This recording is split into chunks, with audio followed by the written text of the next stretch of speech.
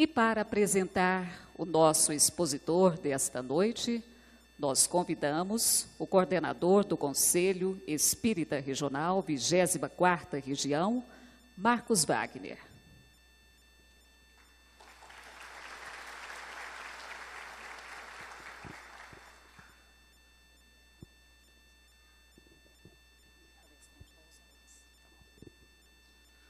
Boa noite a todos.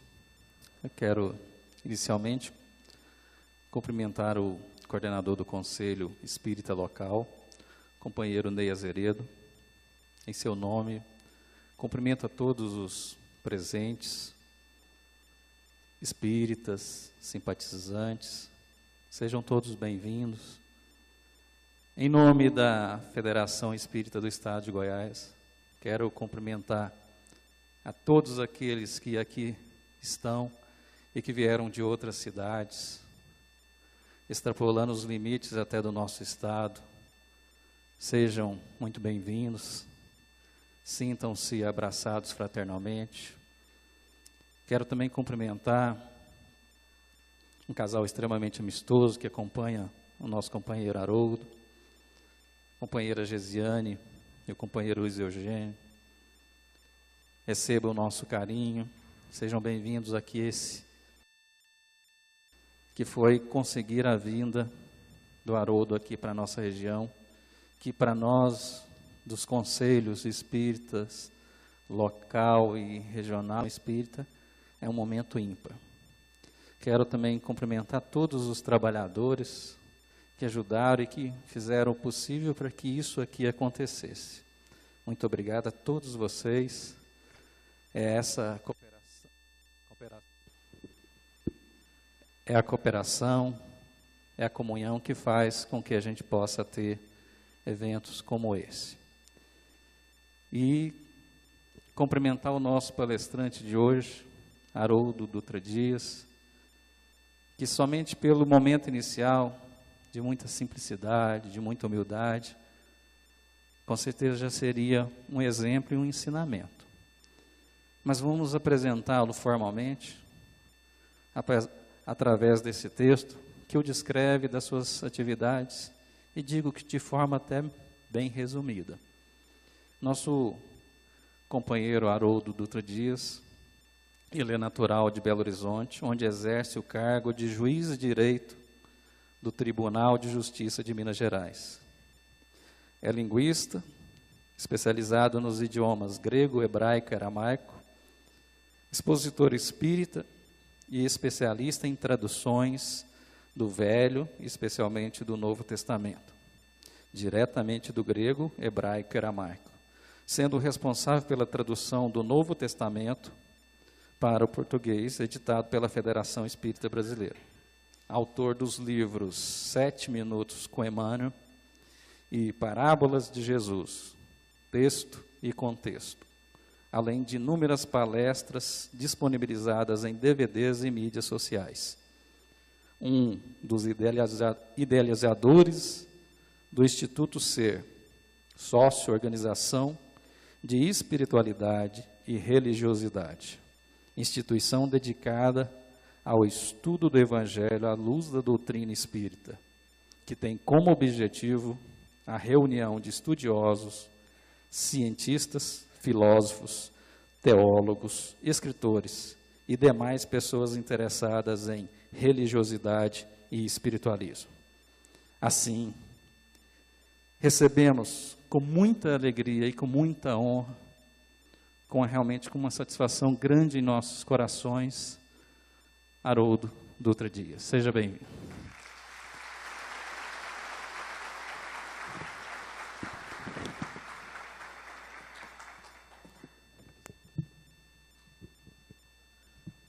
Caros amigos, boa noite para todos. Primeiramente, eu queria agradecer aos corações que viajaram, se deslocaram de muito distante, vieram aqui para essas reflexões da noite de hoje e também para recebermos as bênçãos da espiritualidade superior, porque como nos prometeu o Cristo, onde estiverem 2 ou mais reunidos em seu nome, Ele estaria sempre entre eles. E a presença do Mestre, sobretudo quando refletimos no seu evangelho de amor, de verdade, ela sempre se faz. Nós gostaríamos de agradecer também à Federação Espírita do Estado de Goiás, instituição pela qual eu tenho um profundo carinho e respeito, pelo convite, por ter organizado esse roteiro. Me sinto muito feliz de poder atender esse convite, e pela primeira vez nessa região do estado de Goiás, que é um estado que eu tenho um carinho muito grande, mas essa região é a primeira vez que eu venho. Então, agradecer aos espíritas e habitantes de Jataí e de todo o entorno das cidades vizinhas. Obrigado pelo carinho, pela recepção. Nós vamos refletir essa noite sobre um tema intrigante: as causas das aflições. Há um tempo atrás, nós escutávamos uma entrevista de um grande cientista, uma pessoa dotada de uma inteligência incomum, alguém até que se destacava na sua área de conhecimento, pelas realizações e pelo talento intelectual de que ele era portador. Mas essa pessoa se dizia ateu e confessava ter rompido totalmente as suas relações com Deus e com a religiosidade, mas falava isso como uma pessoa séria. Não era alguém que debochava da religião, não era alguém que criticava a religião gratuitamente. Era alguém que de fato havia vivido uma experiência profundamente dolorosa,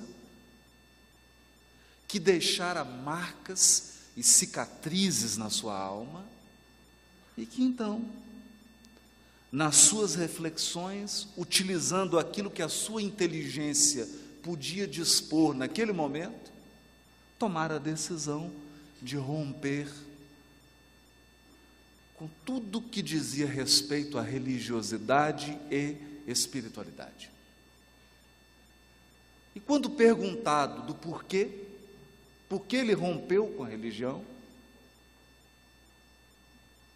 ele disse de maneira muito sincera: rompi porque a religião não explica a dor. E se há um Deus, se de fato existe um Deus, Ele não poderia permitir certas dores que ocorrem com algumas pessoas. A sua fala, então, era quase que um desabafo,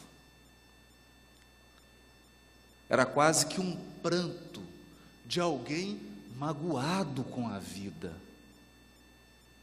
de alguém que de fato sofrera um golpe muito profundo e muito duro da vida, e que se fez uma pergunta: se Deus verdadeiramente existisse, por que Ele permitiu que isso acontecesse comigo?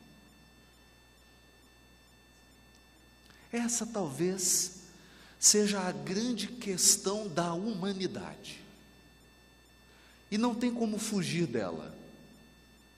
Nós podemos talvez dar respostas provisórias, superficiais, mas chega um momento em que cada um de nós passa por uma situação de perda, de dor, de sofrimento, e então surge essa pergunta. Em muitos até mesmo uma dúvida, em outros até uma crise de fé, uma crise existencial. Por quê? Se a dor fosse uma safra de soja, parece que Deus distribuiu os grãos de modo desigual. O certo é que quando nós examinamos a vida, do berço ao túmulo, parece que alguns receberam uma cota maior de sofrimento. Ao passo que outros, uma dose mais generosa de felicidade e de sorte. Outro ponto que nos chama a atenção é que algumas pessoas, já recém-nascidas, enfrentam um caminho árduo e doloroso. Mal chegam ao mundo e já se deparam com um sofrimento extremo. São crianças recém-nascidas, que passam por cirurgias, que enfrentam um câncer, ou que vêm até mesmo a falecer por uma doença.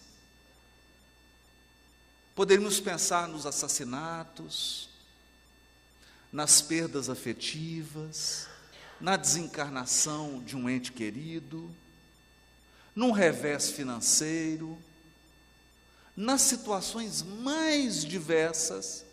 Parece que chega um dia em que nós teremos que encarar face a face a dor.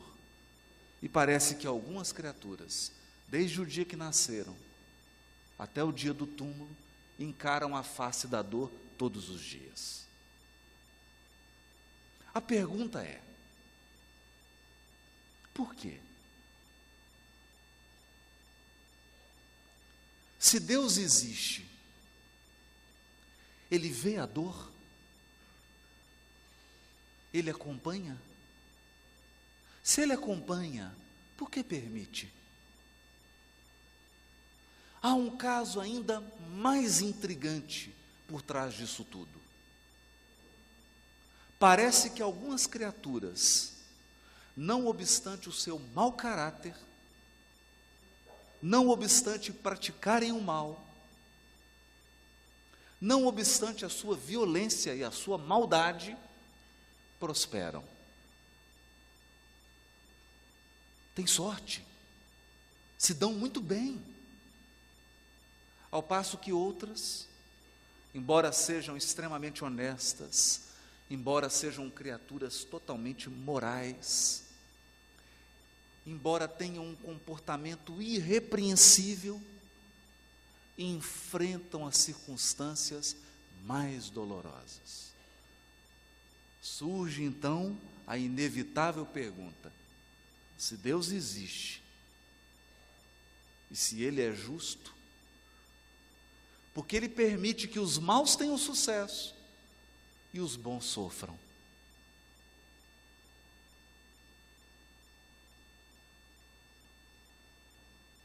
Algumas respostas foram dadas a essas perguntas,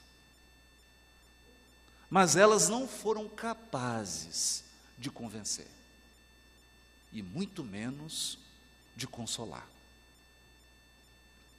Dentre essas respostas, uma merece destaque. É aquela que promete uma espécie de recompensa ou de um reequilíbrio num paraíso, num destino após a morte. Então, muitas filosofias e muitas correntes religiosas prometem: não tem problema, você está sofrendo aqui agora, mas você vai para o paraíso. Tem algo bom te esperando. Mas essa resposta não convence totalmente, porque parece que o preço da passagem não é igual.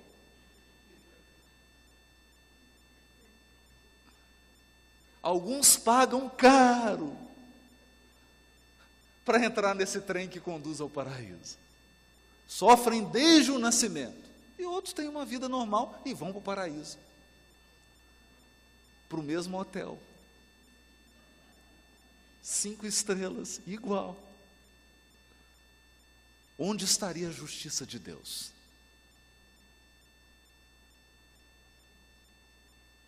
Em 1857, o governador espiritual do Terra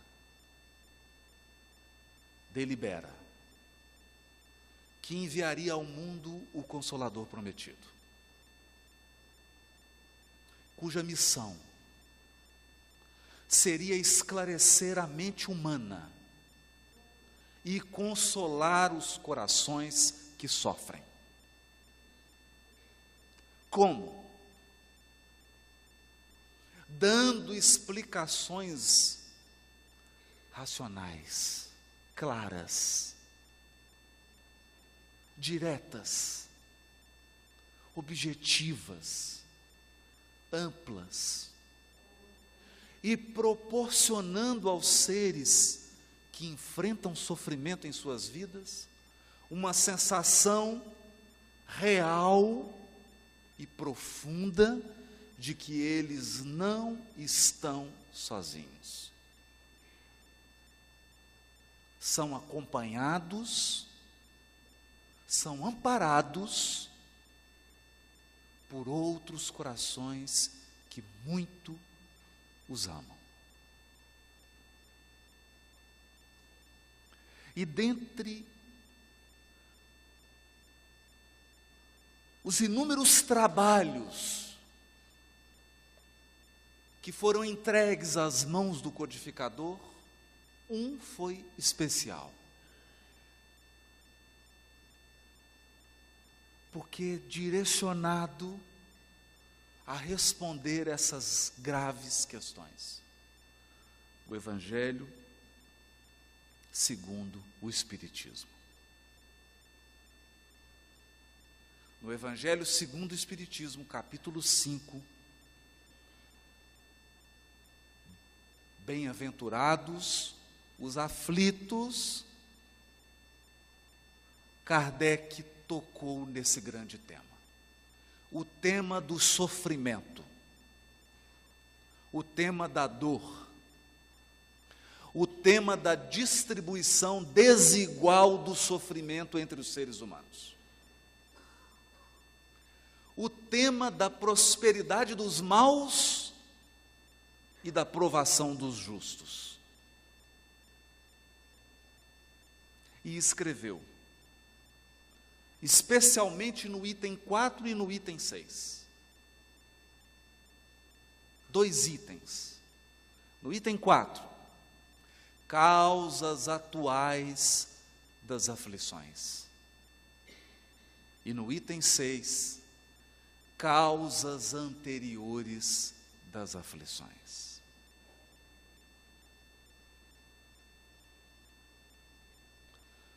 Como se tivéssemos 2 grandes celeiros para fazer a colheita.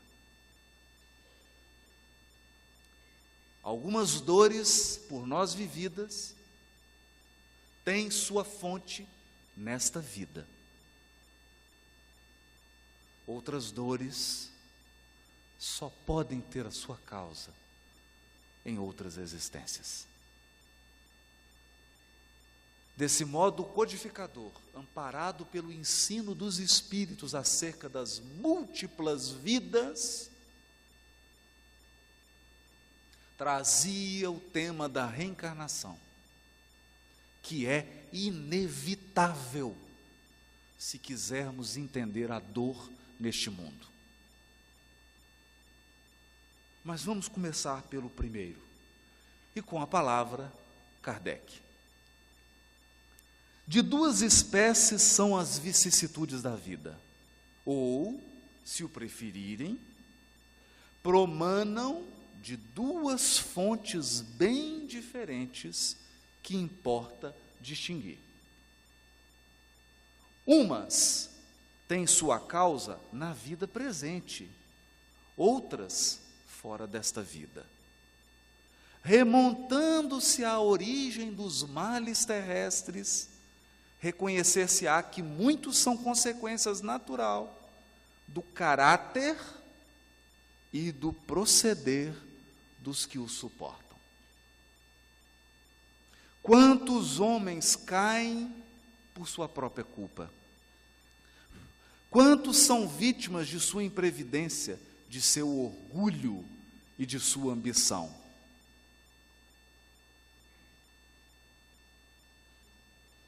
Aqui, colocava Kardec um marco para a nossa reflexão. E por essa razão, o Livro dos Espíritos conta com uma terceira parte, que são as leis morais. Isso significa que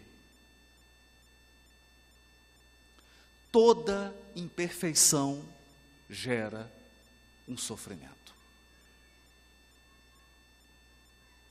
Toda deformidade de caráter produz uma aflição.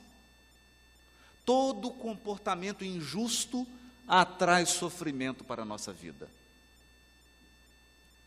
Toda deficiência na nossa formação moral trará algum tipo de angústia e de provação. As causas estão na nossa intimidade. E podemos pensar, quanto sofrimento nos traz a impaciência? Quanto sofrimento não nos traz a violência que nós temos dentro de nós? O orgulho, o egoísmo. É assim que nós temos uma página extraordinária do Espírito Emmanuel, que está no livro Religião dos Espíritos. O capítulo chama Examina a própria aflição. Examina a sua própria aflição. E aí diz Emmanuel, a aflição do egoísmo chama-se egolatria, porque ser egoísta dói.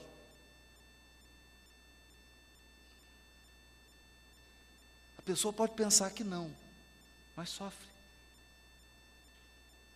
Sofre por quê? Porque a felicidade está em compartilhar, não está em usufruir sozinho.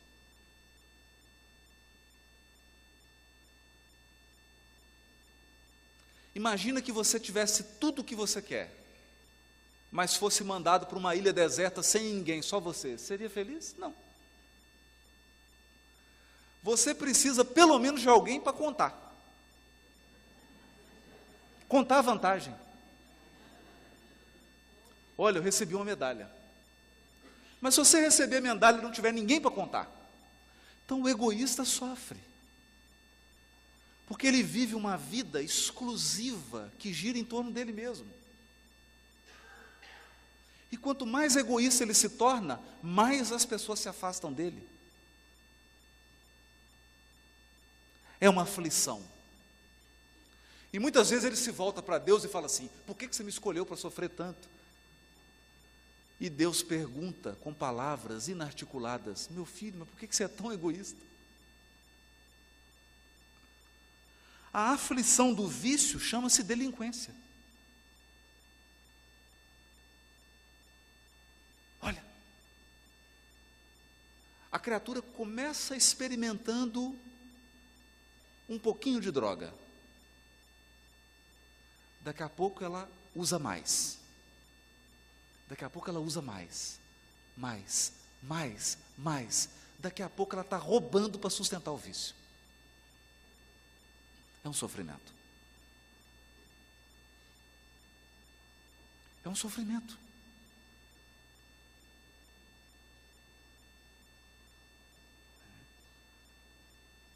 A aflição da agressividade chama-se cólera.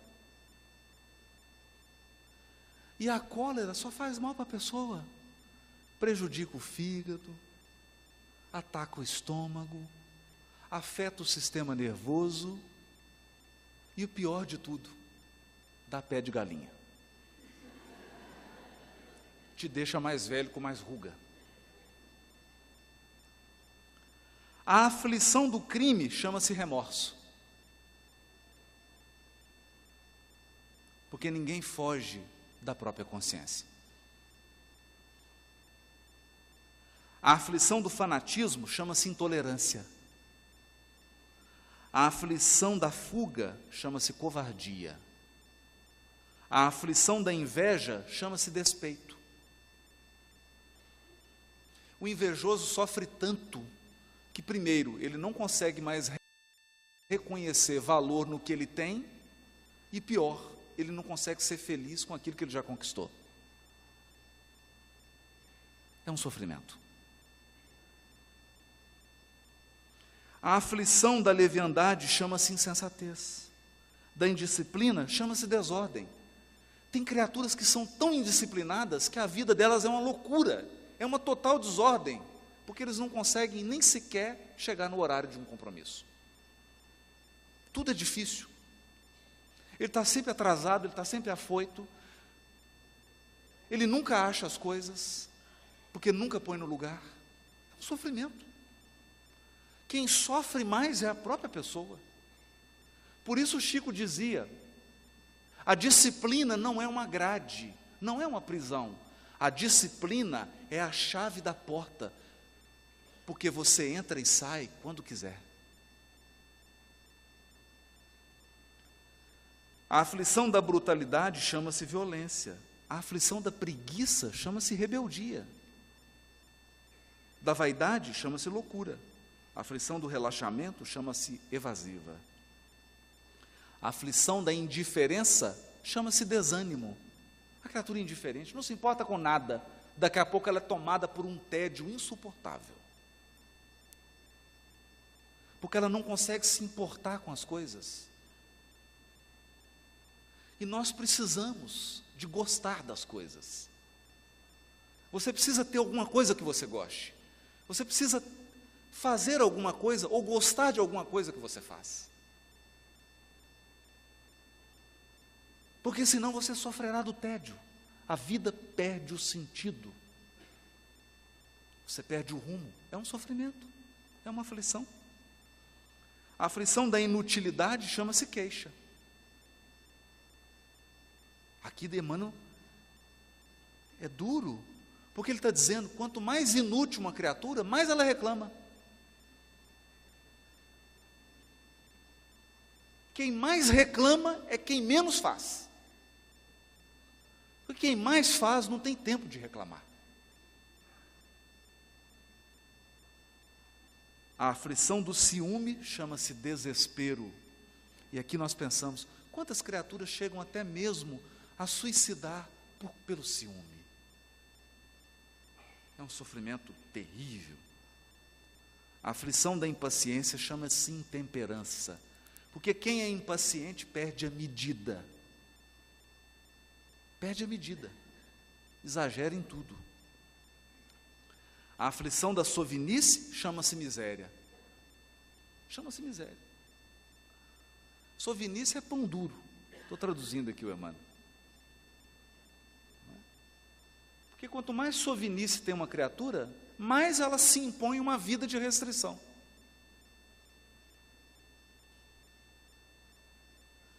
Porque ela não sabe aproveitar o que já tem. A aflição da injustiça chama-se crueldade. Cada criatura tem a aflição que lhe é própria. Então aqui nós precisamos ser bastante honestos. É por isso que o Espiritismo, na sua condição de consolador prometido, ele vem esclarecer e consolar nossas dores. Mas o primeiro ponto que ele esclarece é: a maior parte dos nossos sofrimentos tem sua causa na vida atual e tem a ver com o nosso caráter. Por isso, o que propõe o Espiritismo? Terceira parte do Livro dos Espíritos, as leis morais, propõe uma renovação moral, uma transformação do caráter, propõe a absorção de valores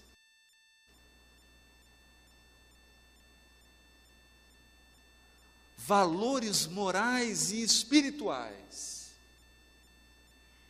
que pacifiquem o nosso coração, que nos dê sabedoria para viver bem. Viver bem. Essa é a primeira grande reflexão. Por isso, quando nós enfrentamos uma provação, quando enfrentamos um sofrimento, nós devemos nos perguntar: o meu caráter, a minha condição moral, contribuiu em quantos por cento para esse sofrimento?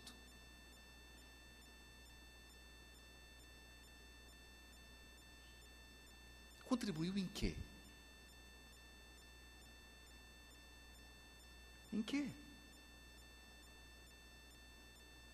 Por isso Kardec chegou a escrever no livro que fez aniversário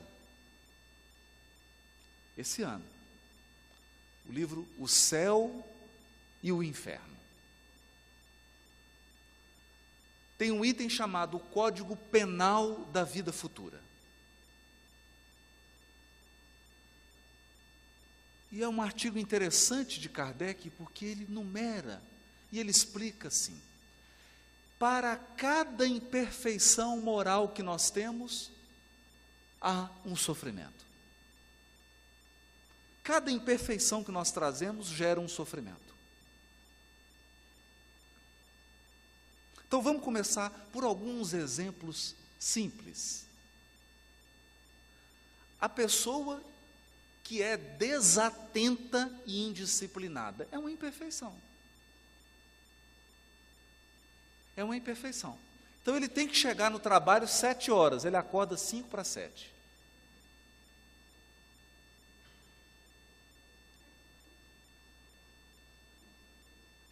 Em 3 minutos ele apronta, mas ele não sabe onde pôs a chave do carro.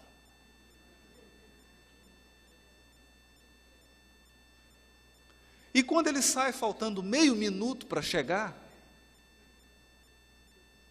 porque ele esqueceu que são 20 quilômetros,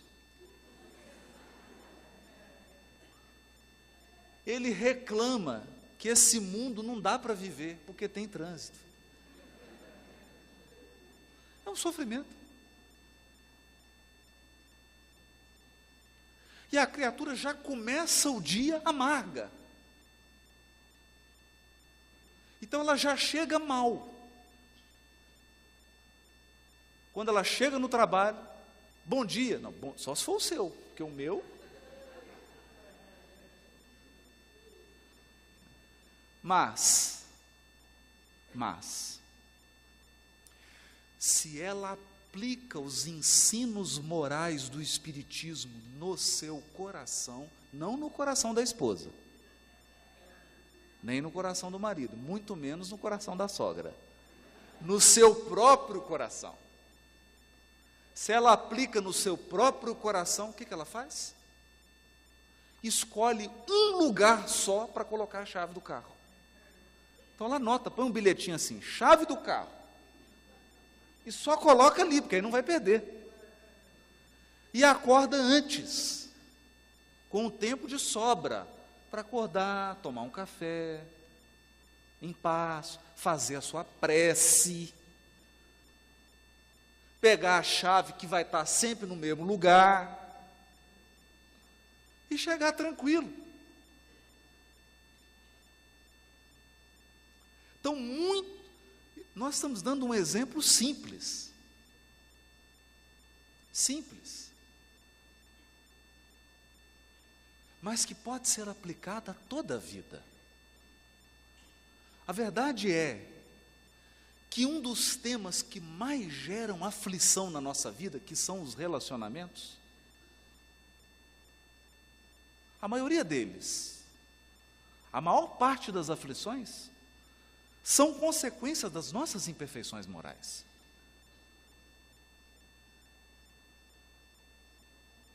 Das nossas imperfeições. Por isso há algo que me chama bastante atenção nos jesuítas, os padres jesuítas. Eles têm um hábito que é muito curioso. Chega no final do ano, eles dividem, naquela comunidade em que eles trabalham, grupos de 5, 10 pessoas. E aí aplicam um amigo oculto. Como é que é o amigo oculto deles? É assim. Por exemplo, são 5 pessoas. Cada um tem que fazer uma lista com 10 virtudes e 10 defeitos dos seus companheiros. Então, são 5 pessoas, você tem que fazer 4 listas. Para as 4 pessoas, você vai listar as virtudes e os defeitos dela. Então, você escreve 4 listas e, portanto, você vai receber 4 listas. Né? Quando você recebe as suas listas, são as pessoas que convivem por você. Não está identificado, não pode identificar. Aí você fala, não, eu não tenho esse defeito. Está tendo algum equívoco. Embora esse defeito apareça nas 4 listas, não é possível que eu tenha esse defeito. Embora ele seja o primeiro das 4 listas, nós não enxergamos. Não enxergamos. Mas é comum também não enxergarmos as qualidades. Mas eu não sabia que eu tinha essa qualidade. Tem uma técnica interessante, mas cuidado para aplicá-la em casa. Isso pode gerar alguns problemas de relacionamento. É uma boa técnica, porque nós vamos percebendo aqueles elementos da nossa personalidade que geram muito sofrimento. Bom, eu vou dar um último exemplo para nós passarmos para outra parte. As causas anteriores das aflições. Mas antes gostaríamos de falar ainda um último caso das causas atuais das aflições. Hoje, toda vez que nós ligamos a televisão no jornal, alguém foi preso.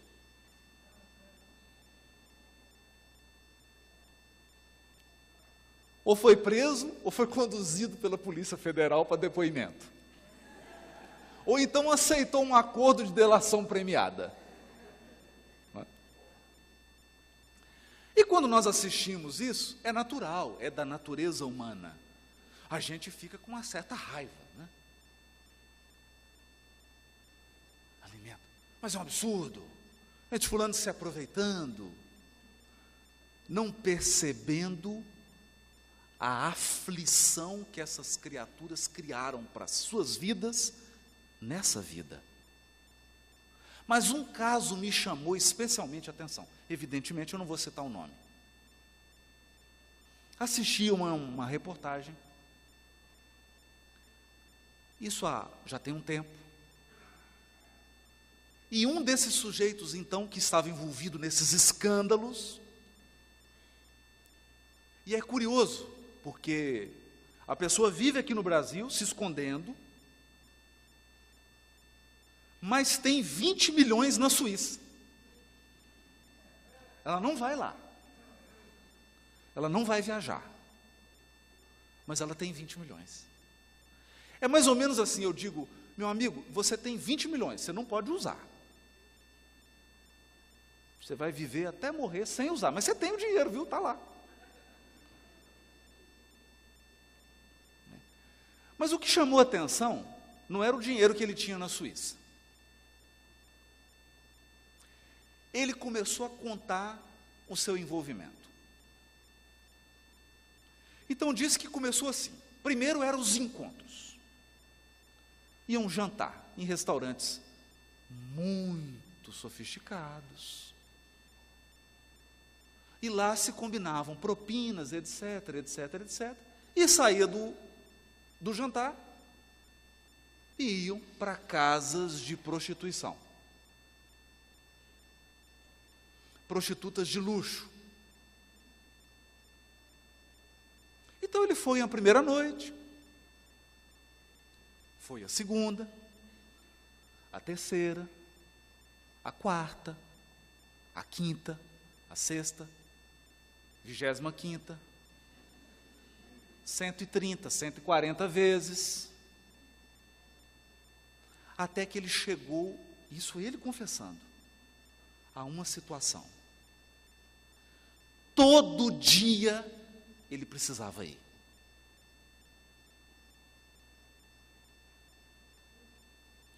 Imaginem, mas ele não contava isso como uma vantagem. Até porque, nessa altura ele já tinha perdido tudo, estava respondendo o processo, vai ser condenado, etc. Contava como um sofrimento. Eu fiquei viciado, não conseguia deixar de ir. Então eu tinha que cada vez mais conseguir propina para pagar o valor altíssimo das boates de luxo. Todos os dias. Mas a situação se agravou. Porque é assim, o mal, ele é exponencial. Primeiro ele começa inocente, daqui a pouco você está completamente preso na teia. Chegou um momento que ele não só tinha que ir todo dia, como ele chegava às 7 horas da noite e saía às 6 horas da manhã. Chegava às 10 horas da noite, saía às 5 da manhã, todos os dias. É um vício. Um vício. Aquilo já era um sofrimento. Porque aquele indivíduo já estava tão envolvido naquela situação, que ele não tinha mais força, não conseguia tirar força dentro dele mesmo para sair daquela situação. É um sofrimento, é uma aflição. Mas essa é uma aflição que tem sua causa na intimidade da criatura, nas suas deficiências morais. Daí a proposta renovadora do Espiritismo. E por isso Emmanuel tem uma frase dura, mas pedagógica. Ele diz assim: mais vale chorar sob os grilhões, sobre as algemas da resistência, do que sorrir sob os narcóticos da queda. Porque quem está em queda sorrindo. Ninguém que está se complicando moralmente está triste. Vai ficar depois. Mas enquanto está caindo, está sorrindo. Porque está sobre o efeito de uma droga moral.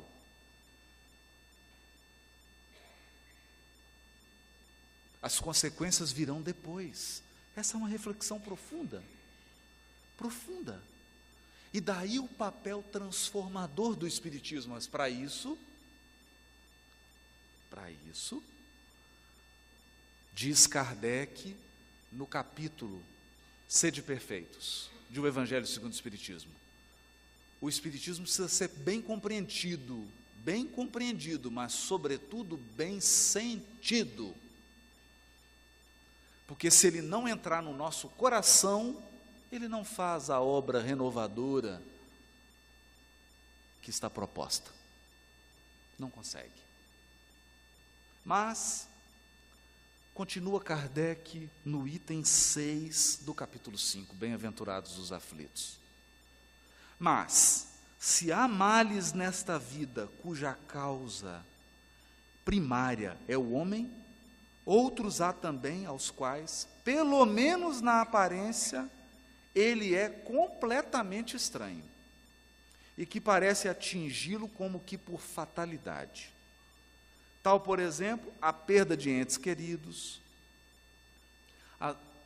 a perda daqueles que são o amparo da família, tais ainda os acidentes que nenhuma previsão poderia impedir, os reveses da fortuna que frustram todas as precauções, aconselhadas pela prudência, os flagelos naturais, as enfermidades de nascença, sobretudo as que tiram a tantos infelizes os meios de ganhar a vida pelo trabalho, as deformidades, a idiotia, o cretinismo, etc.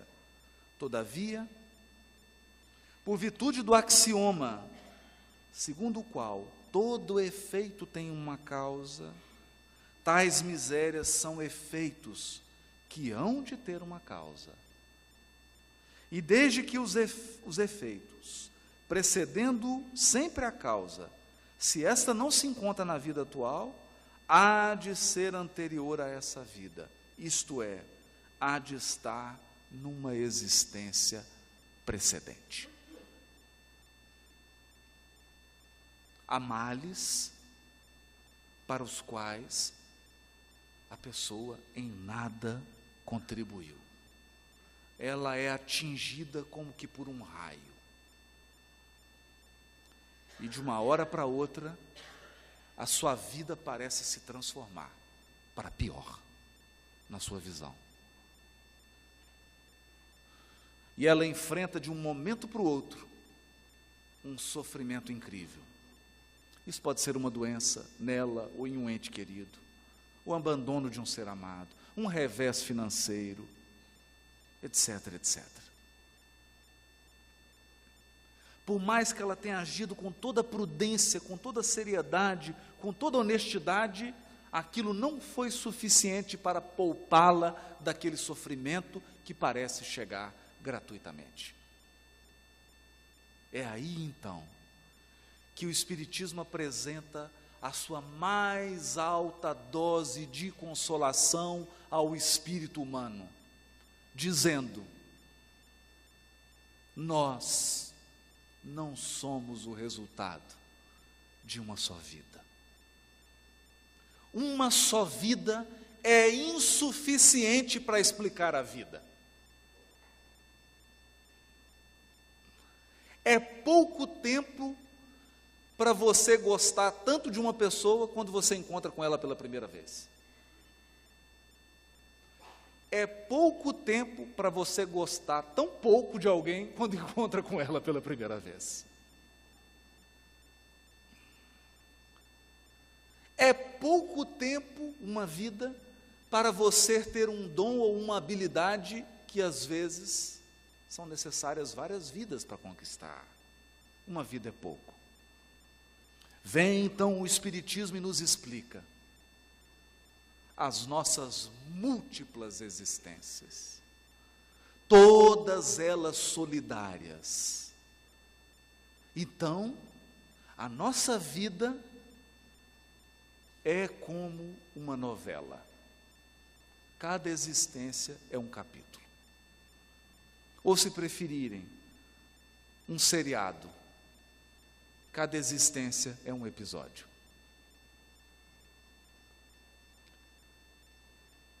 Talvez você esteja reencontrando hoje, em Jataí, alguém que você prejudicou há 700 anos atrás.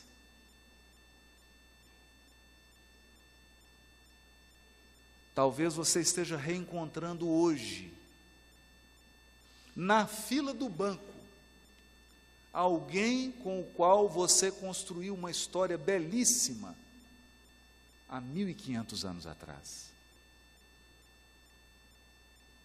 Talvez hoje você esteja vivendo uma situação de dor para a qual você foi preparado há 2000 anos e só agora você tem condição de suportar. As existências são solidárias, elas se unem, e nós não podemos cometer o equívoco de avaliar uma criatura pelo corpo. Você olha uma criancinha de 2 aninhos de idade, fala, mas ela só tem 2 aninhos, é porque você está olhando apenas para o corpo. Há ali um espírito imortal, herdeiro de centenas e centenas de existências, cheios de experiências boas e ruins, com imperfeições e com virtudes, com habilidades e com inabilidades, e que nasceu com um propósito. Com um propósito. É aí que nós nos lembramos do livro Ceifa de Luz, capítulo 27, também psicografado por Chico Xavier, onde Emmanuel esclarece: no limiar do berço, pede à alma dificuldades e chagas, amargores e cicatrizes. Entretanto, recapitulando de novo as próprias experiências no plano físico, torna a concha obscura do egoísmo e da vaidade, enquistando-se na mentira e na delinquência. Aprendiz recusando a lição, ou doente abominando o remédio. Em quase todas as circunstâncias, o ser humano persegue a fuga que lhe adiará indefinidamente as realizações planejadas. Porque nenhum de nós nasce sem um planejamento. E esse planejamento é simples: tornar-se melhor quando você for embora do que você era quando chegou. Isso implica eliminar imperfeições e vícios. E muitas vezes, para eliminar essas imperfeições e vícios, ou débitos, você terá que passar por aflições.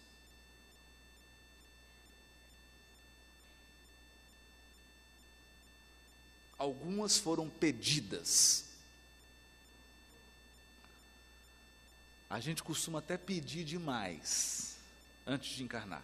Não, eu quero passar por isso, quero passar por aquilo. Eles falam, vamos com calma, vai devagar. E quando chega aqui, você faz a prece, fala, só eu queria rever, não dá para diminuir aí 20%.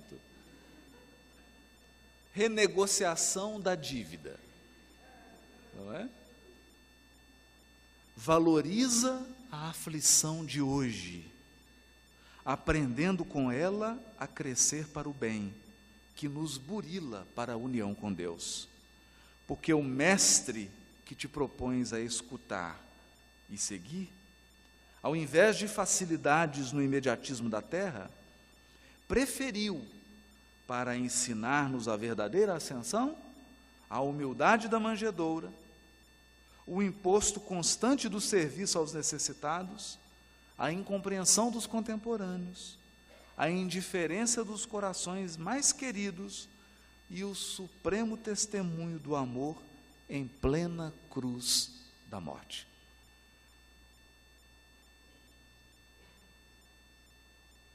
A verdade é que nós podemos dizer que para enfrentar as aflições que têm suas causas em vidas anteriores, nós precisamos permitir que o Espiritismo entre no nosso coração. Porque se ele entrou só na sua cabeça, você não fica de pé. Não fica de pé. No momento do sofrimento extremo, não adiantam palavras. Não adianta explicações. Você não pode chegar num velório para uma mãe que está enterrando um filho de 2 anos e dizer para ela, olha, deve ser algum débito dele. Ou fazer uma palestra de meia hora no velório. Isso não alimenta a alma. É por isso que Emmanuel nos diz, a inteligência sozinha, é como uma placa no deserto indicando a direção. O peregrino sedento e desorientado lê a placa e se orienta, mas morre de sede no caminho. O sentimento, a bondade e o amor, sozinho, é como um poço de água no deserto. O peregrino sedento e desorientado vem e mata a sua sede, mas se perde porque está desorientado. Então é preciso conjugar a placa e o poço de água, esclarecer e consolar. Nos momentos em que nós encontramos as aflições cujas causas estão em nossas vidas anteriores, nós precisamos de consolo. Precisamos de alimento para o coração. Você precisa de força, de coragem. E isso, só quem ama é capaz de proporcionar. Em alguns casos, somente a prece. E aqui é a experiência verdadeira da religiosidade. É por isso que muitos abandonam a religiosidade quando são defrontados pela dor. Porque a dor é o supremo teste da fé. Há um caso belíssimo que Francisco de Assis caminhava no inverno rigoroso na Itália. Ele ia da sua instituição para um outro convento fazer uma visita. E foi acompanhado de um frade, amigo dele. E eles caminharam naquele deserto, já estavam quase congelando, bateram naquela porta enorme, abriu assim uma janelinha, e falou assim: quem é? Ele falou: é Francisco de Assis, nós queremos entrar. Francisco de Assis o quê? Fechou a janelinha.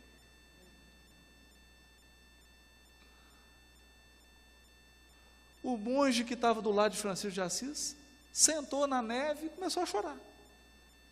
Agora nós vamos morrer. E Francisco de Assis começou a pular, ia cantar, ia brincar com a neve. Ele falou assim, ficou doido.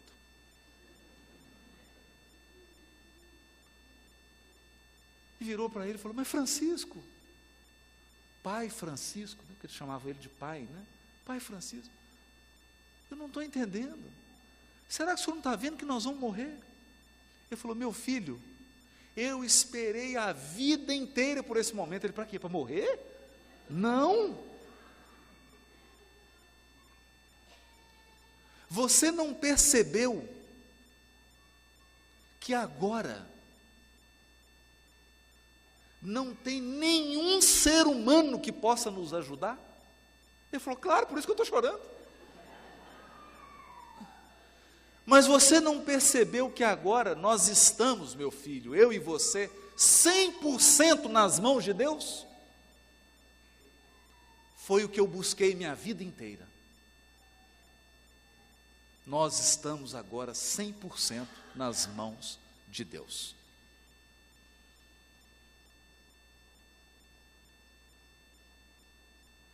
É claro,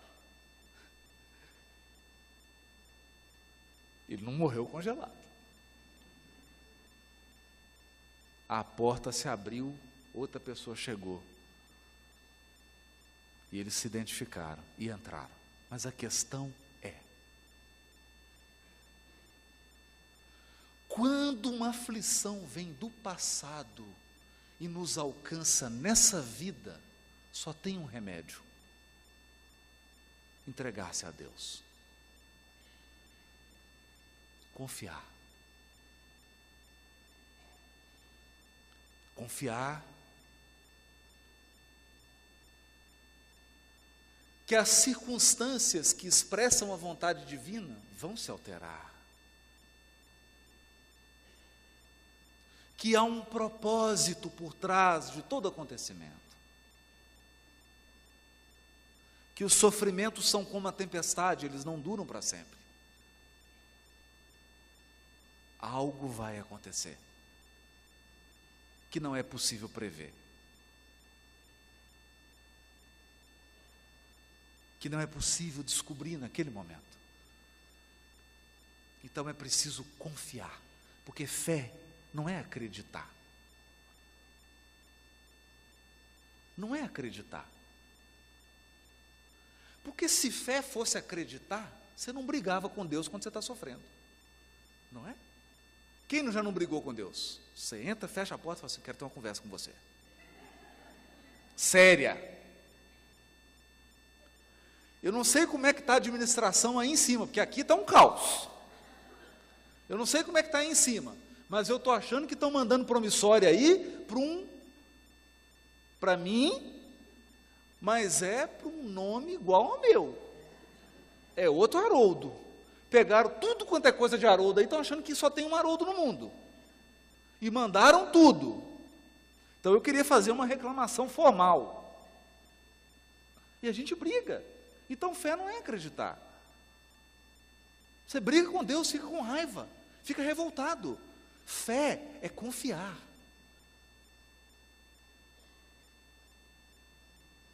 É confiar.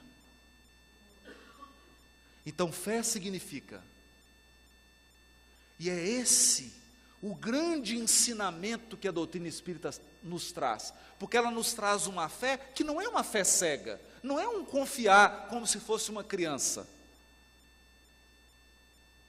é uma fé raciocinada. Você confia porque tem pelo menos uma base.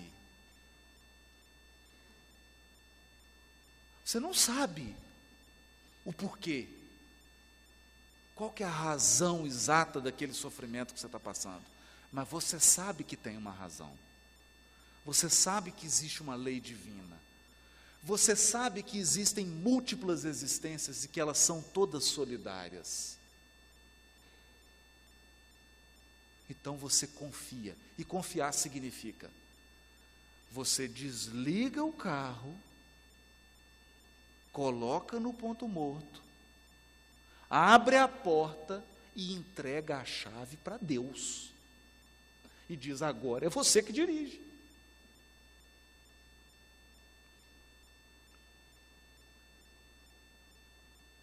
Está nas suas mãos. Eu confio. Essa é a fé que remove montanhas. Essa é a verdadeira experiência de religiosidade. Isso é religião de verdade. O resto é treino.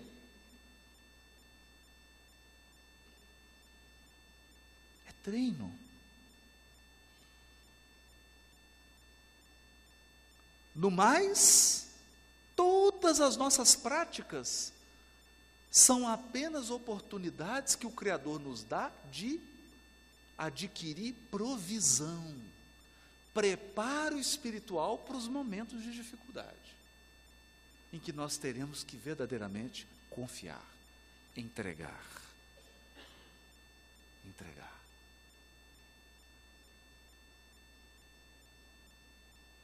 E assim, por circunstâncias que nem sempre nós somos capazes de entender ou de explicar, a vida se renova. É por isso que nos disse Jesus no capítulo 11, versículo 28 a 30 do Evangelho de Mateus: vinde a mim todos os cansados e sobrecarregados, e eu vos darei descanso. Olha, tomai sobre vós o meu jugo, e aprendei de mim, porque sou brando e humilde de coração, e encontrareis descanso para vossas almas, pois o meu jugo é suave e o meu fardo é leve.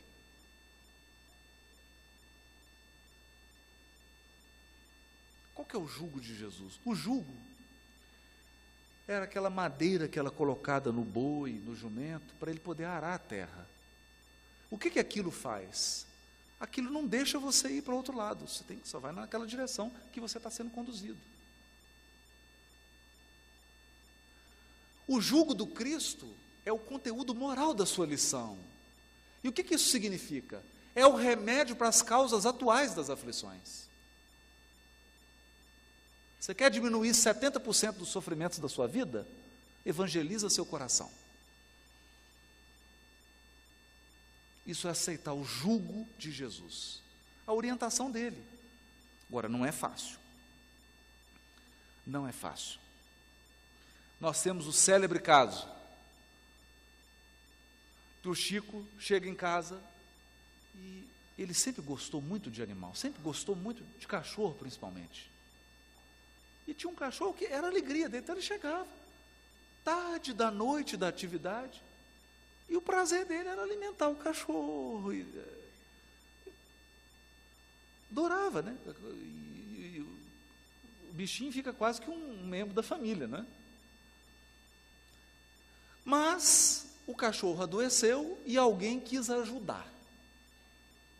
Não, coitado do Chico, vou resolver isso, vou matar esse cachorro. Não é? Então imagina, você tem lá seu bichinho de estimação, ele fica doente, falando, nossa, eu estou com tanta dó do fulano, eu gosto tanto dele, vou acabar com esse sofrimento dele, mata o cachorro. O Chico chegou, o cachorro morto, e descobriu que era a pessoa. E aí o Chico ficou magoado. Ficou magoado. E o tempo passou, e a mágoa ficou ali no coração. Até que um dia Emmanuel chamou ele, falou, olha Chico, temos que conversar uma coisa séria. Você está com uma mágoa no coração e isso está gerando uma nuvem escura ao redor do seu peito, no chakra cardíaco, e está atrapalhando as atividades mediúnicas. Meu Deus, Emmanuel, o que eu faço então? Você vai fazer o seguinte, sabe quem matou o cachorro, né? Sei. Você vai descobrir o que essa pessoa mais gostaria de ganhar e vai comprar para ela. Ele falou assim, não, você está brincando.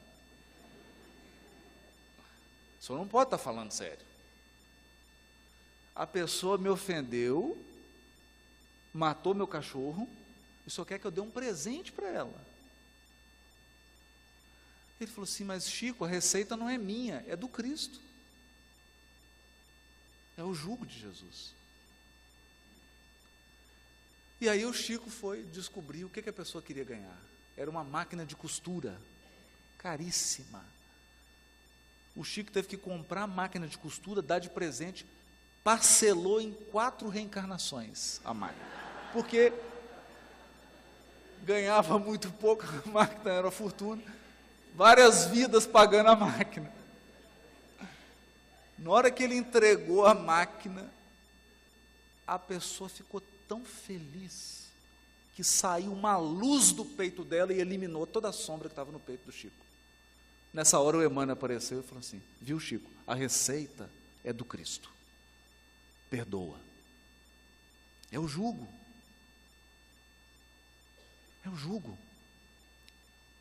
porque você pode desenvolver um câncer por causa da mágoa.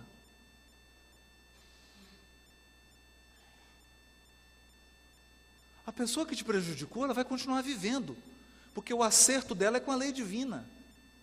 Mas e você?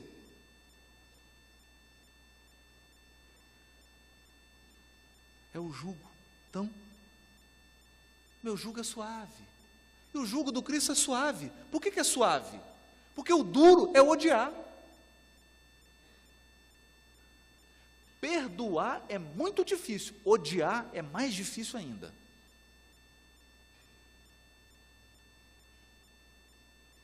Então, alguns dizem assim, você quer vir com uma pessoa nas próximas 20 encarnações?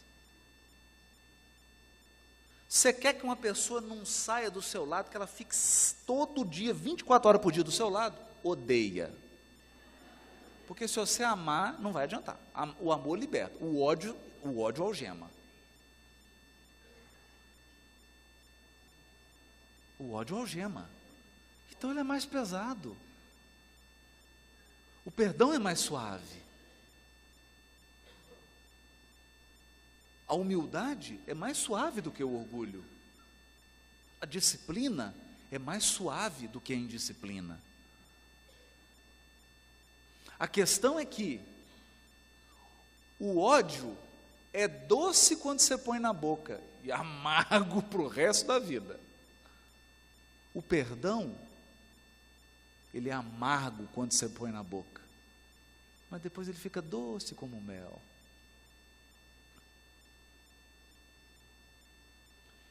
E o fardo do Cristo é leve. Por quê? O fardo que Jesus coloca sobre nós é o fardo dos nossos deveres. Dos nossos deveres. E quem cumpre o dever se liberta.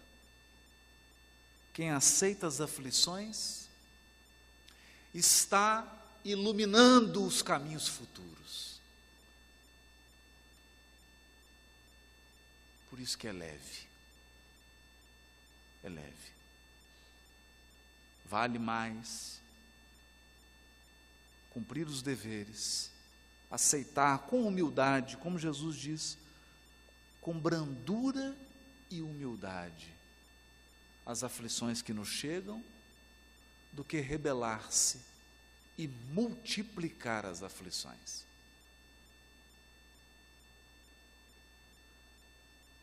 Essas são as lições do Espiritismo, que esclarecem e consolam o nosso coração. Mas uma coisa é certa: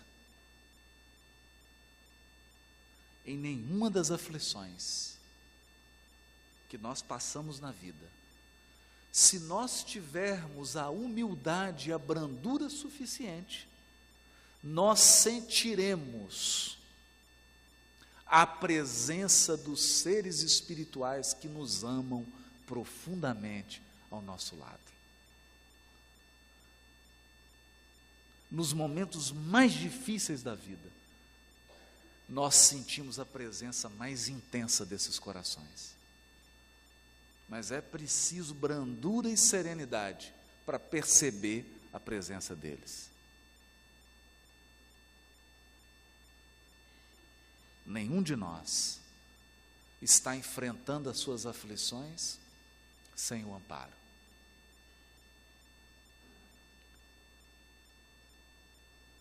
E é preciso entender. Eu gostaria de encerrar contando uma pequena experiência vivida. Depois de um grande sofrimento experimentado, eu ia pelo carro discutindo com Deus. Era uma discussão assim até pacífica. Não era propriamente uma briga. Mas eu tentava entender o porquê. E num determinado momento, eu pensei,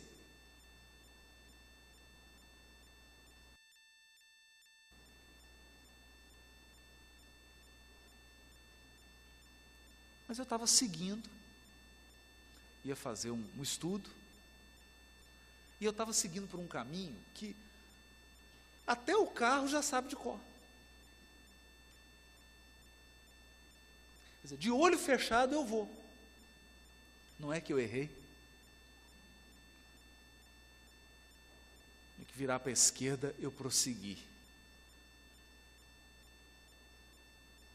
Quando eu percebi, eu entrei num beco, era de noite. E eu achei estranho, porque a rua foi estreitando, quando eu vi não passava o carro. E eu tive que voltar 1,5 km de ré. Para depois que eu voltasse do beco, voltasse para a avenida, tentar jogar no celular para achar, porque eu fugi completamente do caminho, aí eu entrei por a questão do bairro lá, que eu já não sabia como sair. Na hora que eu estava dando ré, eu só percebi nitidamente, como se alguém me dissesse: só para você experimentar um pouquinho de desamparo. Você achou que estava desamparado? Isso aqui é só para você experimentar 3 segundos de desamparo. Eu falei, já está bom, chega, está ótimo. Volta o amparo, estou feliz, já entendi. Dei a ré e voltei. Eu estava simplesmente a uns 500 metros do lugar que eu tinha que chegar. Era só uma questão de perspectiva. Estava num quarteirão para trás, que era completamente diferente. Estava de noite. Mas, aí sim,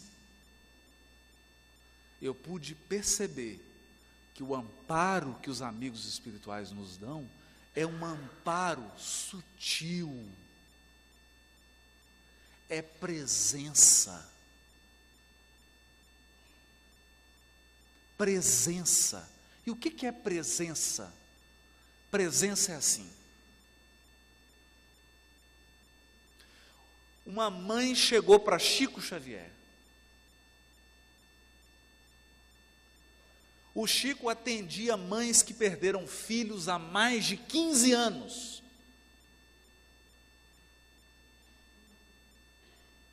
Naquela noite ele já deveria ter atendido mais de 200 mães. Todas perderam filho.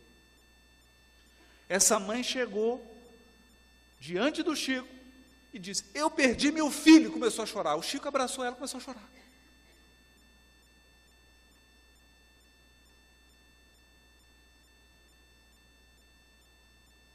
E ficou todo mundo falando: não é possível. Será que o Chico não vai fazer uma palestra, Causas das Aflições? Não, ele abraçou e começou a chorar. E durante uns 15 minutos, os dois ficaram chorando. Ela se acalmou, enxugou as lágrimas, o Chico também. Ela virou para o Chico e disse: eu nunca me senti tão consolada em toda a minha vida. Porque é presença. A presença dos corações que nos amam no momento do sofrimento é tudo que nós precisamos para nos sentir amparados e consolados. E nós podemos dizer com certeza absoluta que a primeira presença constante em nossa vida é a do Cristo. E junto a Ele, dos corações que nos amam e que torcem para que nós cheguemos do outro lado, com o cumprimento dos nossos deveres, com o coração brando e sereno, por termos aceitado a condução do Criador nas nossas vidas. Muito obrigado e boa noite para todos.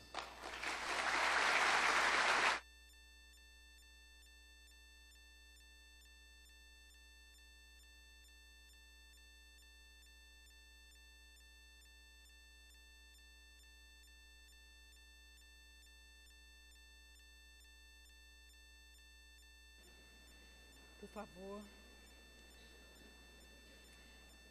Pedimos que vocês permaneçam no nosso ambiente até a prece de encerramento. Queremos agradecer imensamente esse banho de luz que a cidade de Jataí está recebendo nesse dia tão especial no Centro de Cultura e Eventos. Eu estava perguntando ali atrás uma resposta à espiritualidade. O que Minas Gerais tem de diferente?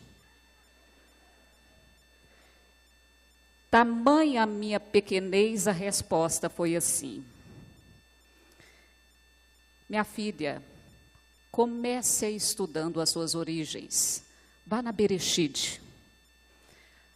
Vá no Velho Testamento. A partir dali eu já perguntei para eles: já vou ter a resposta? Não. Depois que você estudar o Velho Testamento, agora você vai começar a estudar o Cristo.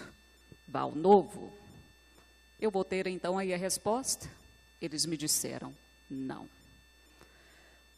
O conhecimento você vai adquirir com a transformação íntima. Não se apresse, vai levar algumas encarnações para entender o porquê Minas Gerais traz frutos como Haroldo Dutra Dias, a nossa atual existência.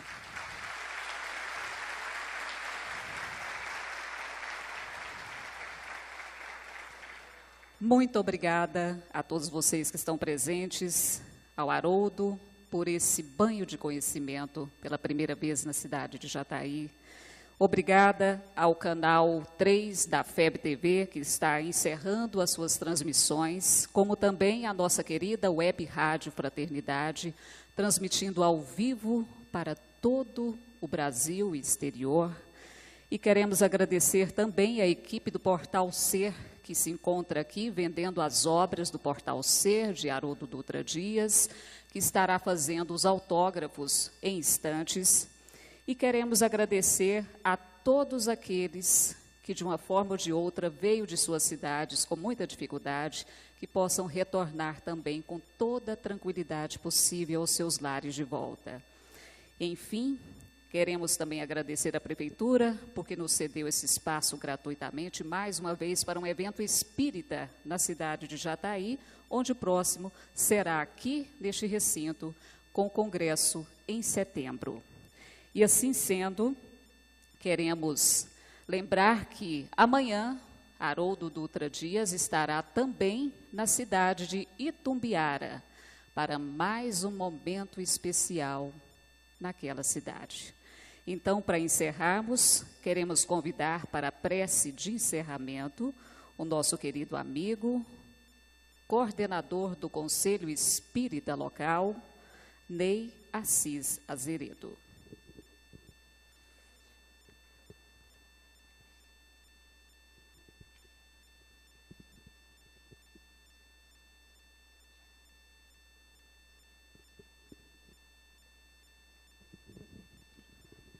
Então, nós queremos agradecer a presença de todos nesta homenagem, na palestra do nosso companheiro, confrade Haroldo. Lembrando, antes da nossa prece, que pela chuva que aconteceu hoje, também em Rio Verde, da onde o avião que desceu para deixar o Haroldo, mais ou menos uns 10 minutos a mais e o avião não teria descido. Então, como nosso irmão, sempre lembrando aqui a presença de Deus, da espiritualidade superior, do divino amigo e mestre Jesus, nós agradecemos ao nosso irmão, companheiro, a sua presença, o seu esforço, deixando Minas Gerais, deixando Belo Horizonte, vindo até a nossa cidade para esse, como disse Rosiquela, esse banho de luz. E vamos então agradecer ao nosso Criador e Pai todas as bênçãos, todo o amparo, a assistência, com a prece ensinada pelo Divino Mestre Jesus, a prece dominical. Pai nosso que está no céu, santificado seja o vosso nome, venha a nós ao vosso reino. Seja feita a vossa vontade, assim na terra como no céu. O pão nosso de cada dia dá-nos hoje, Senhor. Perdoai as nossas dívidas, assim como nós perdoamos aos nossos devedores. Perdoai as nossas ofensas, assim como nós perdoamos aos nossos ofensores. Não nos deixeis cair em tentação e livra-nos do mal, que assim seja. E agradecemos a todos. Uma boa noite para todos. E só lembrando, mais uma vez, o Congresso Espírita de Jataí, que vai acontecer em